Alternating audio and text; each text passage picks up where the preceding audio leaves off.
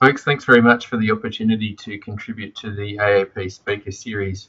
I'd much prefer to be with you there in person. Instead, I'm speaking to you from afar, and as it happens, from a few days ago too. But that's all good. I'm happy to have the chance to connect at all.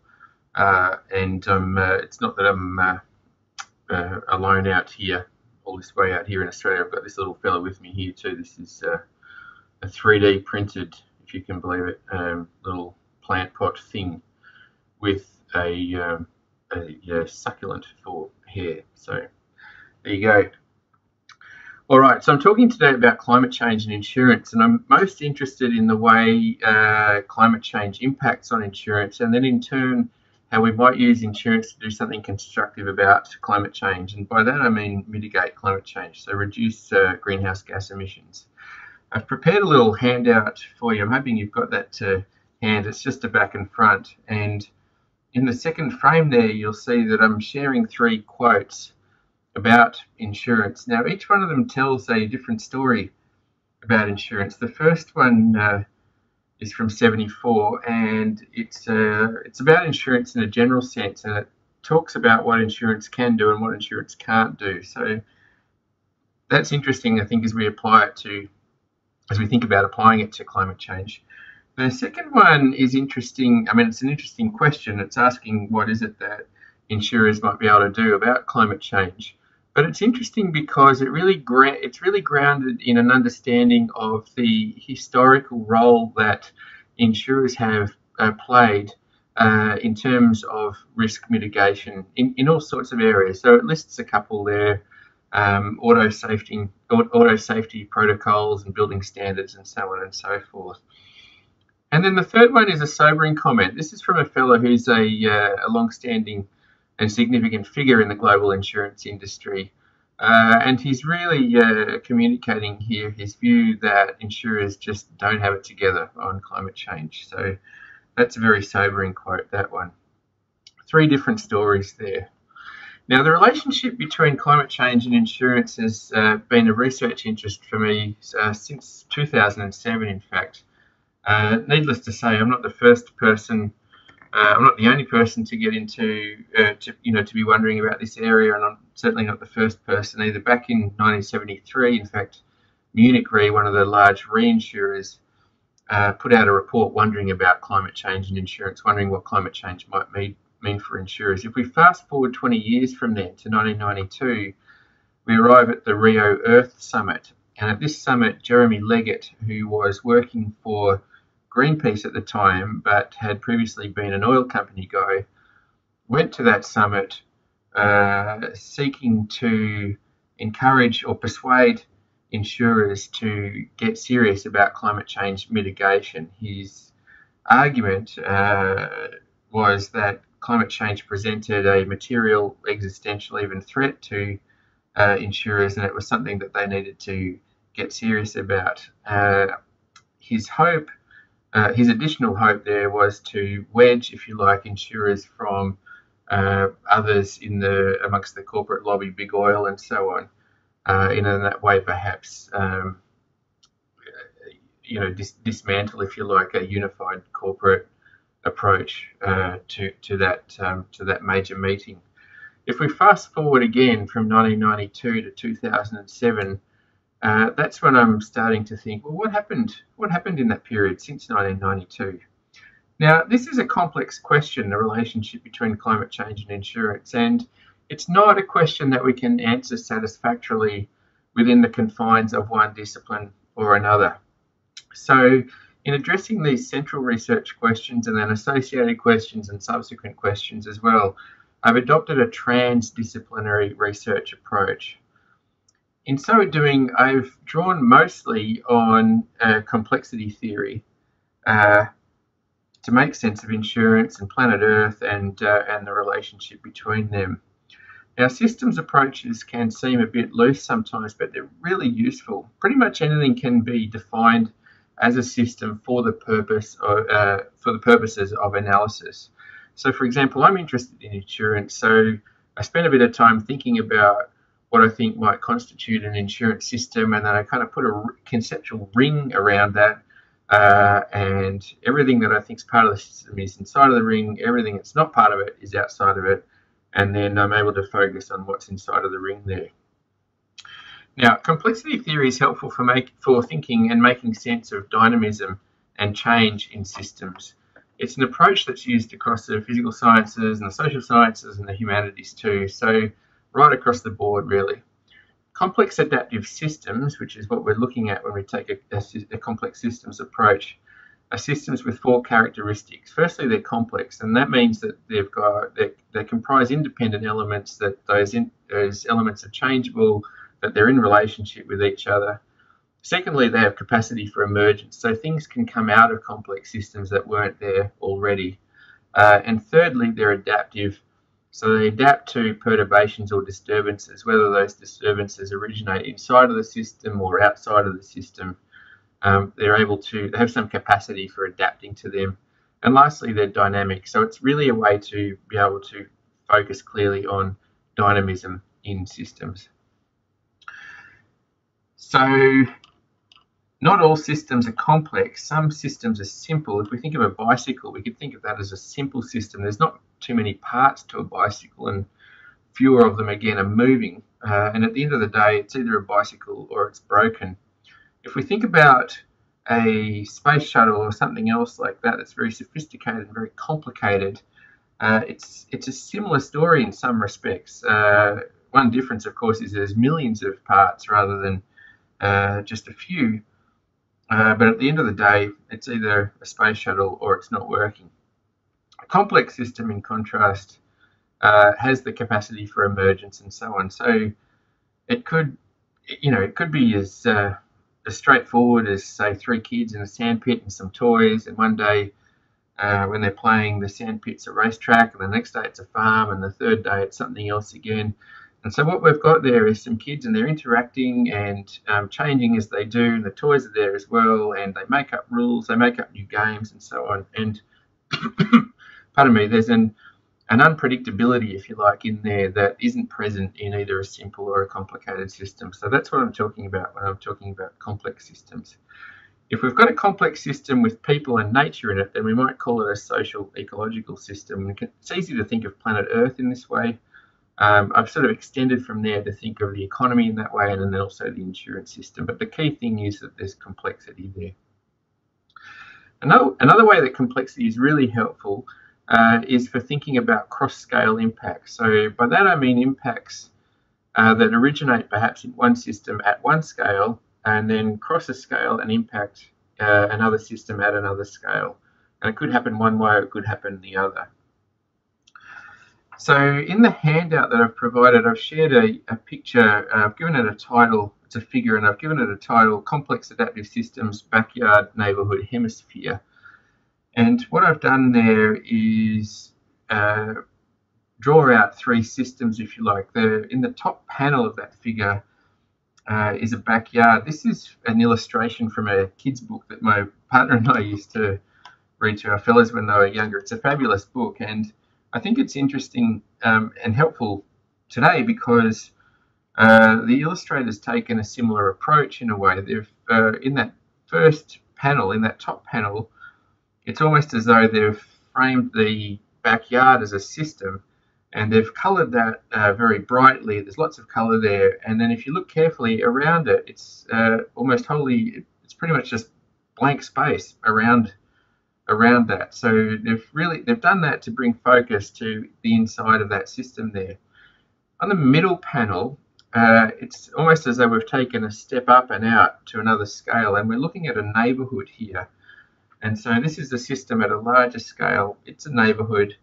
And then if we look carefully, sort of halfway up that middle panel and slightly to the right, we can make out that backyard from the panel above. And so that gives us a sense of one system, one smaller system being nested, if you like, inside a larger system. And then, of course, with that lower panel, we're making a giant leap for humanity there. We've stepped out all the way into space. We're looking back at planet Earth at one particular hemisphere. That should be familiar for folks over there. It's your part of the world there. It's a little bit distorted. Sorry about that. And there's a white blob in the middle. And that gives you a clue about when this photograph from space was taken, because that's Hurricane Katrina bearing down on New Orleans there. So that's a couple of days before Katrina hits New Orleans there. So we've got three complex adaptive systems there, and we can think about them being in relationship. If we wanted to do a study about them, then we could do that, and probably we would set it out in a way like that. However, I've been thinking about climate change, not backyards and neighbourhoods and so on, and so I've adopted a similar structure, but I've used that to think about, conceptualise, if you like, insurance and the global economy and the Earth system. So I've used complexity as part of my transdisciplinary approach, but I've dipped into other disciplines and fields as well. Climate science, obviously, been making good use of that. I've drawn on some political economy and even a little bit of sociology of risk. So it's a bit of an eclectic trip in a way, well, it's a fun trip too. I'm hoping that I can communicate it to you today, and that you can also see the merit in an approach like this towards making sense of what is a complex, maybe even an intractable problem. So I want to cover three things today. What I've come to term the insurance system, that's the first one. Secondly, climate change and the risks that climate change poses to the viability of the insurance system. And then thirdly, briefly, opportunities for insurers to respond effectively to climate change. So to the insurance system first, and I want to be clear that as I talk about insurance, I'm talking about the insurance function, and there's two parts to that. One is transferring financial risk, and the other is spreading financial risk. So that really is what insurance is about, transferring financial risk from somewhere to somewhere else, or from someone to someone else, and then spreading that risk in some way that makes it manageable. So often when people say insurance, I think of insurance firms, and that's definitely part of the picture. But what's key for me is that insurance function, that transfer and that spreading of financial risk.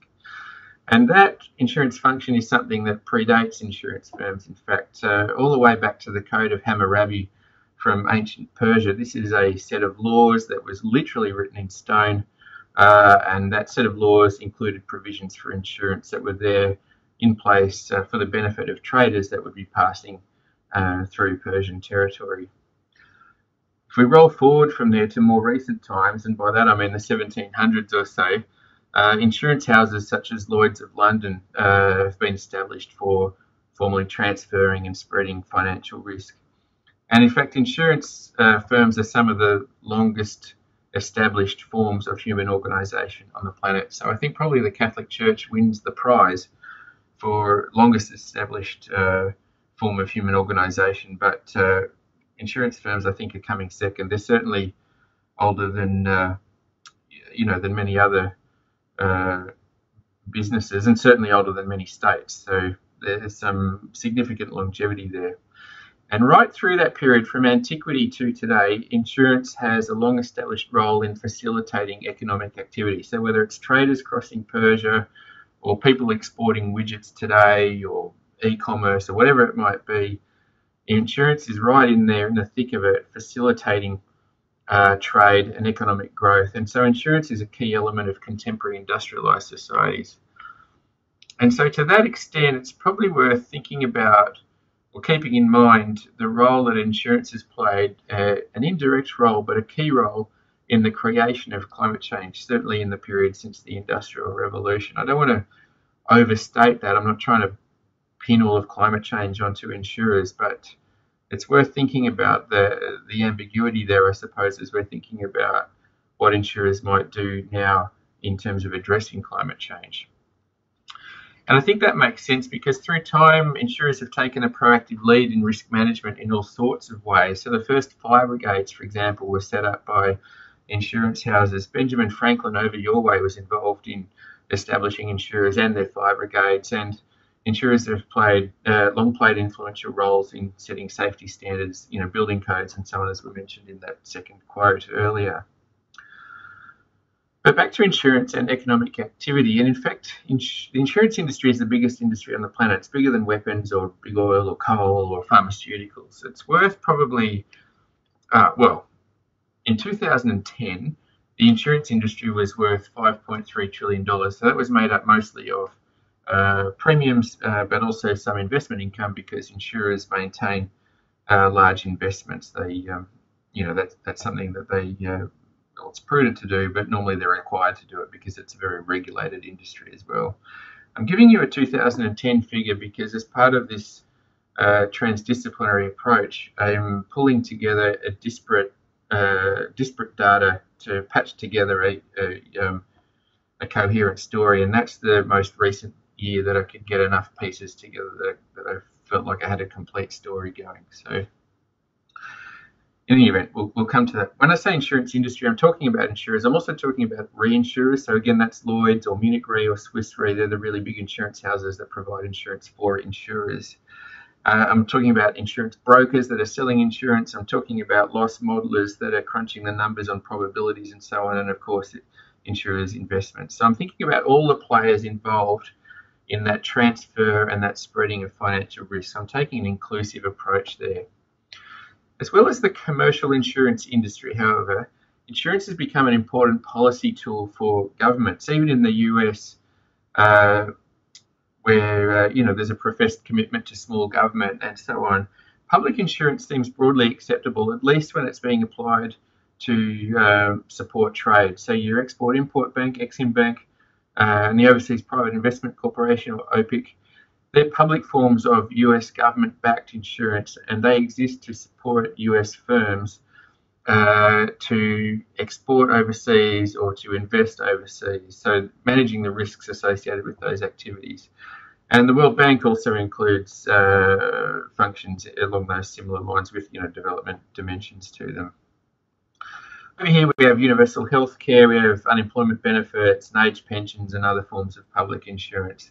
Public forms of insurance are most highly developed though in Europe, so they're industrialised countries, Europe and Scandinavia, so they're industrialised countries that to greater or lesser extents have engaged with the concept of the welfare state. And estimates of the total value of public insurance are harder to find than are estimates for the insurance industry.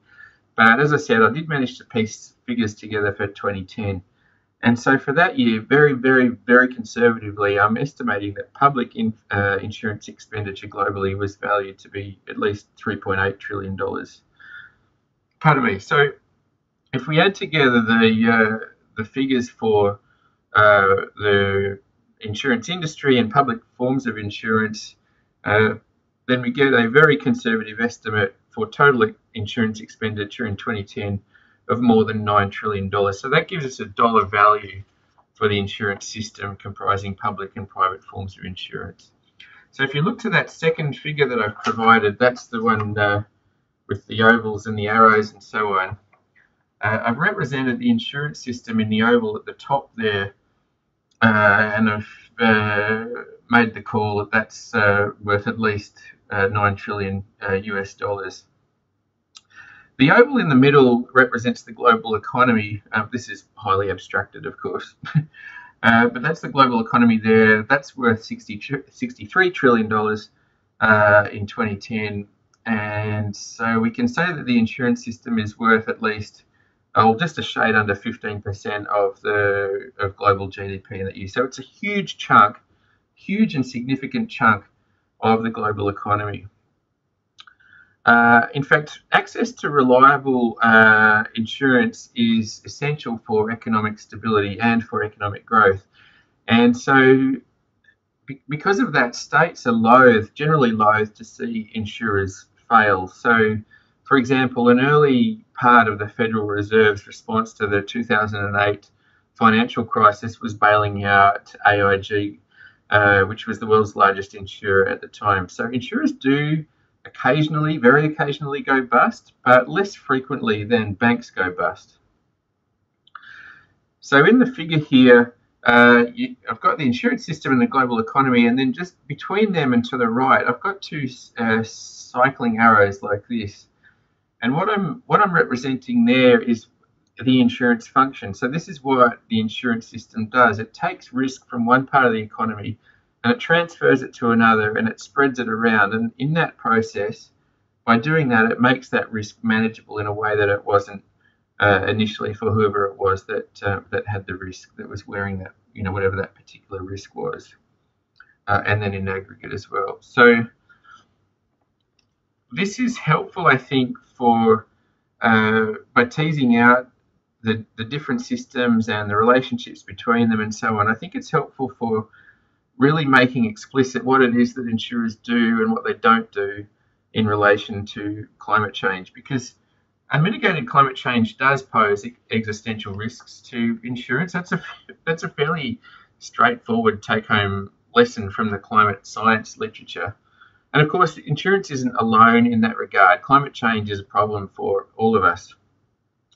Even so, much of the literature on insurance and climate change seems almost to assume that insurers are somehow immune to climate change. And I say this because the literature on insurance and climate change largely centres on insurers' current or potential adaptive responses to climate change. So the focus is on adaptation to climate change rather than mitigation of climate change. So there's a lot of discussion about how insurers can adapt to changing risk probabilities and so on, and that really is important. The climate is changing, and we need insurance. We need it more than ever, really. At the same time, though, adaptation isn't enough. It can't be enough. So we've got a literature that's focused on adaptation. Equally, initiatives of insurers themselves, so things that insurers are doing, are also limited strongly to adaptation rather than to mitigation. And I won't go into a comprehensive listing now. I've published various things on this, and I'm happy to direct people to resources and so on. But long story short, the actions that insurers are taking are largely adaptive. One example would be insurers revising building codes, for example, towards ensuring that new buildings are built to withstand expected more frequent extreme weather events. Some initiatives that insurers take are weakly mitigative. So one example is offering discounts on insurance premiums for car insurance for vehicles that aren't driven much. So the logic there is that if a car's in a garage for a lot of the time, that means it's not on the road, so there's less chance of it being involved in an accident, there's less chance of it being stolen, and so the insurer can offer a discount on the premium for insuring that vehicle. The climate dividend, if you like, there is that because the car's not on the road much, because it's not being used much, that there's less in the way of emissions out the back, out the tailpipe. So that's a good thing, but it's a small thing and it's not going to mitigate climate change, and all of them together aren't going to mitigate climate change. There's other initiatives that are also extremely worthwhile. One example is micro-insurance, very small insurance policies for individual small-scale farmers in low-income countries, modelled on the microcredit principle that folks might have heard about at some point. At larger scale, there's other initiatives too. So one example is regional risk pooling in the Caribbean. So that's an initiative that involves member island states from the Caribbean. Some industrialized countries have contributed funds to that pool as well. And what that pool does is it makes available immediately almost access to emergency funds in the event that one state or another is hit by a hurricane. So there's a bunch of states coming together there and collectively being able to provide a limited form of coverage for the period which is the immediate aftermath of a hurricane. Again, I've written a bit on that with some lawyer mates, and I'm happy to point folks to that too. We've been wondering about whether a model like that might be could be worked up over here in the Pacific. So all good stuff, and I'm not criticising it at all, other than to say that all of these things are constrained within that circular cyclical arrows area there between insurance system and the global economy. So all of that activity, as fabulous as it is centred right there.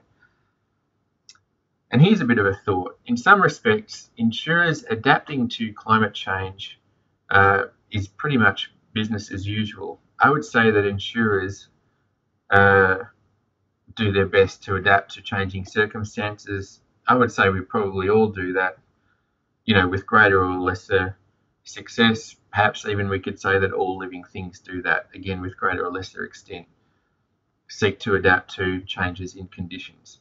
Meanwhile, we continue to change the climate, and at an accelerating rate, in fact. So in the figure here, I've represented climate change in the two arrows that are down towards the bottom of the figure, between the global economy and the Earth system, represented by the oval at the bottom. There's some crazy shading going on in the arrows. I've got a French cartographer mate who helps out with figures and so on, and he thought that some gaseous kind of shading there would be appropriate to represent carbon dioxide. So that's what we have there. It makes it a little hard to read, but that's what we've got. In any event, the downward pointing arrow is representing emissions from the global economy to the Earth system, calculated in petagrams of carbon. So the net export, if you like, of emissions from the economy to the Earth system is 10 petagrams of carbon. That's a lot of carbon. And that's for this 1 year, 2010. Now, the Earth system sequesters some of those emissions. So whether it's in forests or oceans or wherever it might be, some of those emissions are sequestered, buried away, so to speak. In fact, in that year, it was just a little over half the emissions that were sequestered. So that's good. However, not all the emissions are sequestered, and so they're represented with the upward pointing arrow. And what we've got there is unsequestered emissions valued at 4.5 petagrams of carbon. And what I've done underneath, and this is the part that's probably hardest to read, I've attempted to translate that into a dollar figure. So I've called that 2010's contribution to future climate damages, valued at 5 to 20% of GDP per year. So that number comes out of Stern's report from some years ago now. That's where I've got that one from. So that's a snapshot, if you like, that figure of 2010. It's a story about carbon and dollars and costs, current costs and future costs, and all the rest of it. So I think it's interesting, even as the climate continues to change, to think about, and particularly when we've got insurance in mind, to be thinking about the relationship between climate change and individual weather events. Now, extreme weather events. Extreme weather events aren't the only climate implicated risks that we face, but they're a pretty obvious one, and they're easier to talk about than others are in some respects. And they're an event that's becoming more likely because of climate change. We have some pretty extreme weather events down here. I'm thinking about floods and bushfires and so on. Heat waves are another obvious example. Again, we're not alone in that regard. I noted that late last month, I think it was, President Obama went to New Orleans to mark the 10th anniversary of Katrina hitting New Orleans. So that was an extreme event too. And in recent years, over here at least, almost without fail, in the aftermath of some catastrophic event, there will be a bunch of questions raised in public, in the media, in conversations between people about whether climate change caused that event or not. And obviously climate and weather are linked, but it's important to ask the right questions if we want to understand that link. Now, when an extreme weather event comes along, there's always the chance that that event might have happened even if we hadn't been mucking around with the climate. But we can ask how much more likely a particular event was because of climate change. So climate scientists use fraction attributable risk, or FAR method, borrowed from population studies in epidemiology. And they apply it to the climate to ask how much more likely specific events were. In this way, a proportion of the probability of an extreme weather event can be attributed to climate change. Today, the FAR method has been applied to large spatial scale weather events such as heat waves and floods. As catastrophic and as destructive as Katrina was, it was a hurricane and they're much smaller than spatially than floods and heat waves. But a heat wave from Europe in the early 2000s has been given the FAR treatment, and what we can learn from that instance, I think, is instructive for thinking about other instances of extreme weather events. In 2003, Western Europe was hit by a heat wave. This is a heat wave that caused around an estimated 35,000 premature deaths. So premature deaths means deaths of people who were already vulnerable in some way. It mostly means people who are very elderly, but it can also mean people who are very sick and even people who are very young. So that heat wave causes an estimated 35,000 premature deaths, and it also caused at least 13 billion euros of losses in agricultural production and fire damage. Now, it's a catastrophic event. It's one that could have happened without us having changed the climate in any way at all. However, application of the FAR method suggests that human influence, meaning climate change, did increase the risk of that event happening by a factor of somewhere between 4 and 10. The most likely value was 6. So another way to say that is that climate change was responsible for perhaps 85% of the risk of that heat wave happening. Now, it's hard to kind of keep that stuff in mind, and a gambling metaphor is helpful for understanding the link between climate and weather. If you've got a pair of dice or you're sitting down to play cards, with the dice, you could roll dice. You could roll a pair of dice and get a pair of ones, and that's bad luck. You could sit down to play cards and be dealt a hand and get a bad hand, and that's bad luck too. So they're things that just happen. However,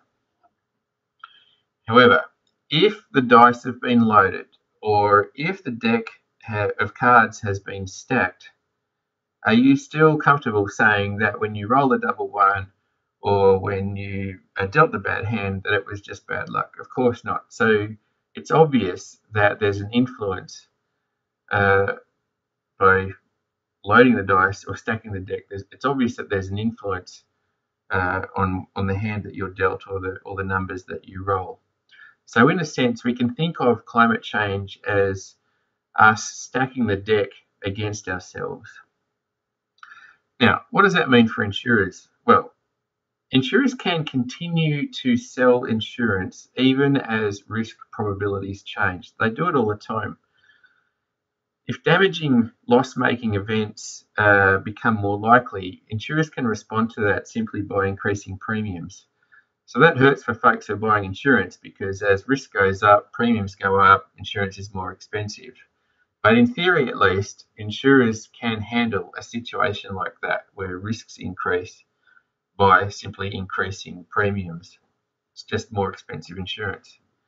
Except that it's not that simple, because insurance is highly regulated, and it's highly regulated because it's so essential. An example from Florida illustrates this. So in Florida, the loss models that insurers use for hurricanes must be accredited annually, and this has been the case since 1995. There's a Florida Commission on Hurricane Loss Projection Methodology. We'll just call it the Commission. So the Commission was created in 1995, and its purpose was to evaluate the computer models that we used to ensure reliable hurricane loss projections, and to make sure that the rates for residential property insurance are neither excessive nor inadequate. So they don't want customers being gouged. They don't want customers facing extortionate premiums, but equally they don't want premiums that are so low that insurers' viability is threatened. That insurers, that there's the threat of insurers becoming insolvent. So once the loss models are accredited, the modelers can provide their models to the insurers, and then they use them as a basis for pricing hurricane risk. Now, in 2007, Risk Management Solutions, or RMS, which was then the world's largest catastrophe loss modelling firm, they submitted their model for certification, and it was a special year because in that year, in the model that year, RMS gave a greater weighting to higher levels of hurricane activity that had been occurring in the period since 1995, in fact. So there were high levels of hurricane activity in the period 1995 onwards compared to the preceding period back through to the 70s or so. In fact, hurricane activity in the Atlantic Basin there had increased by 60%. And if you look specifically at the more serious storms, the category 3 to 5 hurricanes, then we're looking at an increase of 120% of the incidence of them.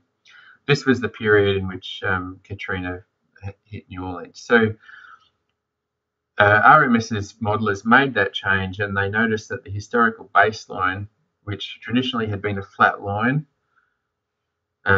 this is history, hurricanes happen this much, wasn't appropriate anymore, and they put a little curve in it, if you like. So it starts out flat, but then there's a little curve, and that's how they acknowledge that there's increased hurricane activity in recent times. Well, what do you know? The Commission refuses to accept the model. They don't like the model with the curve in it. They want to see a model with a straight line in it. And so there's a bit of a standoff there, and then eventually RMS backs down and they submit a model that has a straight line in it, which the Commission accepts. However, RMS continued to assert that you get a more accurate reading. You're able to do your projections more accurately if you've got a model with a curve in it like that. Now, it might not seem like much of a big deal to outside observers, but it's useful because it highlights questions over the basis for sustainable insurance provision in a climate-changed world. As the climate continues to change, past experience may no longer provide a reliable guide to future experience. This is a problem. Some changes in the Earth system are better understood as thresholds that are crossed, like a tipping point or whatever, rather than as a linear, orderly, or progressive change. And Earth system science suggests that there's a number of key globally significant Earth system boundaries, if you like, and climate change is one of these. And examples of non-linear, and I might say faster than predicted, climate changes include Greenland ice sheet melt and sea level rise, and there's others. So these are globally significant uncertainties. Now, prediction and even detection of Earth system thresholds is highly challenging, and it's not always possible to do that before a threshold has been crossed. In circumstances like that, increasing uncertainty raises profound implications for the ongoing viability and accessibility of insurance. So one example is insurers responding to threats of their ongoing profitability, by withdrawing from a market in which risk levels appear to have changed, or where there's such uncertainty about them that they just can't price the risk anymore. And so a changing climate therefore carries a major sting in the tail for climate risk management, and one for which adaptive measures alone aren't good enough. They're inadequate. Increases in extreme weather events frequencies has long been anticipated, and over time, probably what we'll see there is insurance shifting from being more affordable to less affordable.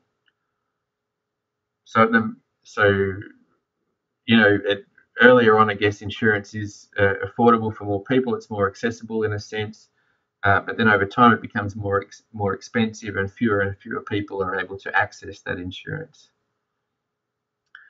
Eventually, though, if climate change remains unmitigated, and that's what it looks like, a changing climate may lead to a shift in climate risks from relative predictability to relative unpredictability.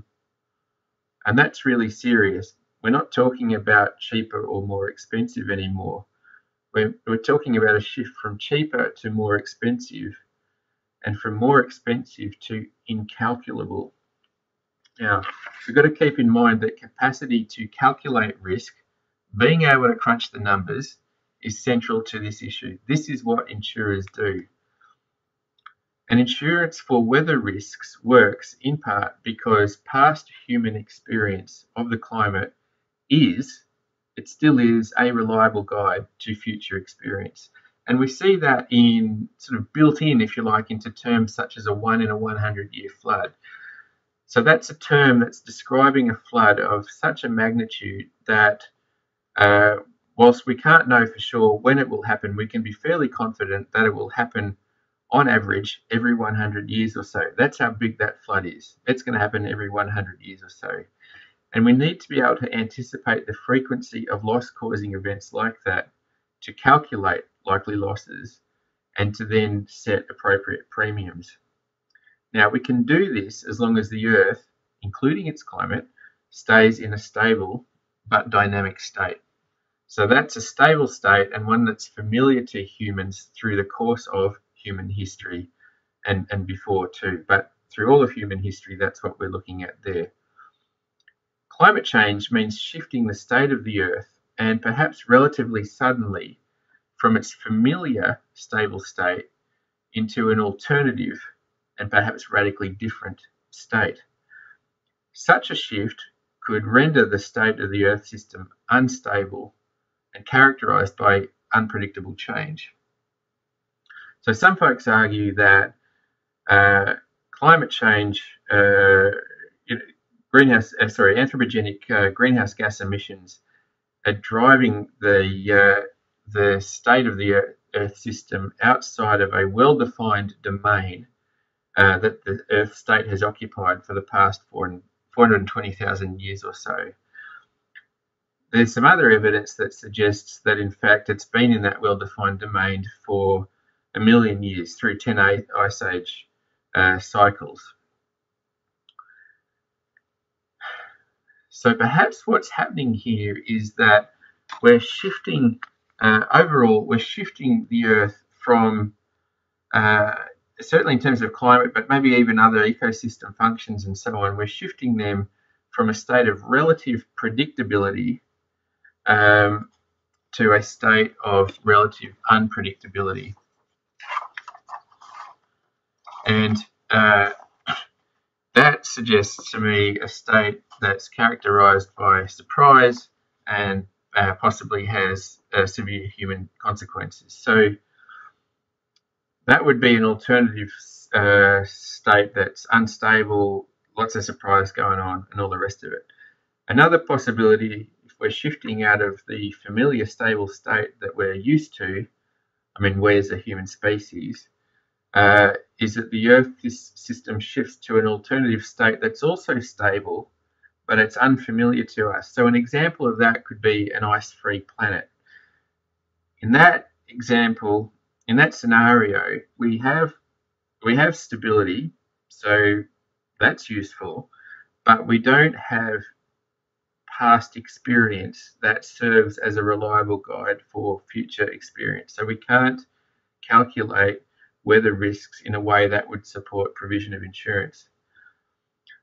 I might add that if we're living on an ice-free planet, then we will have other concerns too, and they'll be more significant than these ones that I'm talking about today. But it's worth keeping in mind just how difficult life would be in that sort of a scenario without a reliable past record for what the future will be like. It's difficult to imagine what insurance could look like under those conditions, how it might function. So where does that leave us then?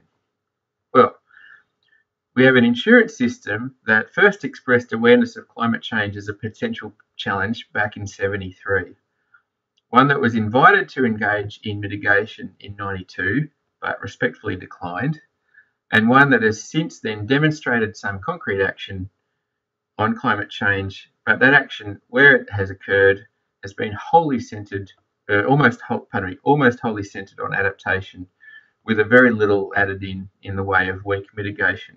Surely these are all the ingredients one needs for despairing times. And that's a fair call. that is worthy of desperation. So you can imagine my reaction on hearing in May this year that the major French insurer AXA had announced that it would divest its considerable investments from coal investments because of climate change. Now, this is really the first tangible example I've seen of an insurer putting its money where its mouth is and acting directly in support of climate change mitigation. So 73, there's awareness of climate change. 92, there's the invitation to get active. 2015, now we're seeing some actual action in that area. Now, I'm appreciating that insurers have acted as lobbyists in international negotiations around climate change regimes and so on. I appreciate that they've also acted as lobbyists in national contexts as well. I know that's happened in the US. There's been bits of that happening over here too, and I absolutely don't want to diminish that work, any of that work at all. I'll note only that it's had little apparent effect, and particularly in comparison to the effectiveness of the efforts made by big oil in your country and big coal in mine here on climate regimes and so on. In conclusion then, unmitigated climate change threatens more than a simple increase in extreme weather event frequency. Climate change threatens the Earth system's familiar stability and therefore the reliability on which climate risk probabilities are calculated. In essence, this is a shift from relative predictability to relative unpredictability, and such a shift radically undermines the basis for provision of insurance for climate risks. In the absence of effective climate change mitigation, insurance may cease to be a useful tool for managing financial risks impacted by climate change. This is serious. Insurance is our society's major risk management tool. Much of the world's population already functions with limited or no access to insurance. I'm talking particularly about folks in low-income countries and so on and so forth. So no insurance doesn't mean the end of the world, but it does mean the end of the world as we know it, because it's the world's largest industry, and it plays a key role in the modern global economy. So ultimately, the only viable way to insure against climate risks is through mitigation. Deep and rapid cuts in emissions now, we can think of them as a premium of sorts to insure against increased and then ultimately unpredictable financial losses in the future. A conclusion like this might appear unremarkable in the literature on climate science, which has conclusively established the basis of climate change and the implications of that and so on and so forth. But it is remarkable in the context of the literature on insurance and climate change, which focuses almost exclusively on adaptation options. It's also remarkable in the context of the approach that insurers have taken to climate change, all of them with the notable exception of AXA's announcement earlier this year. We as societies rely on insurance and the insurance system, and that system and all of those folks who are active in it can and they need to do better.